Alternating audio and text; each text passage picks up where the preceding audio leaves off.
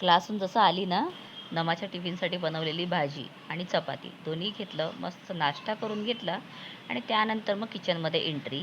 तर आता ना हा डबा घासून ठेवलेला होता, कारण साखर भरून ठेवायची होती आणि आता पावसाळ्याचे दिवस आहेत ना, तर साखर कशी ओलसर होते. त्यामुळे मग खाली एक न्यूजपेपर थोडा तुकडा असा ठेवला, त्याच्यावर मग साखर भरली. असं केल्याने ना साखर जो असतो तो ओला होत नाही. तर पेपरचे एखाद 2-4 तुकडे पण ह्याच्यात घातले तरीसुद्धा चालतात. डबा थोडासा पुन्हा पुसून घेतला, कारण तो बाहेर असाच ठेवलेला होता ना. आणि एवढी साखर मात्र आम्हाला एका महिन्याला लागत नाही. 2 महिने तरी आरामात जाते. दुपारचं जेवण झाल्यानंतर क्लासला जाऊन आले आणि आता रात्रीचं शूट करते. तर इथे मस्त ना सोयाबीन भुर्जी बनवलेली आहे. मस्तच झाली होती आणि पूर्ण झाल्यानंतर थोडंसं ना ह्याला आता गार्निश करेन कोथिंबीरने. कारण कोथिंबीर अशी तर भरपूर आणलेली आहे आणि हो, मला कोथिंबीरच्या वड्या करायच्या आहेत. तर वड्या करताना काय करायचं मला जरा कमेंट करून सांगा. आणि इथे ना मी वॉक करायला आलेली, तर मस्त इथे डराव असे बेडूक दादा दिसलेले आहेत.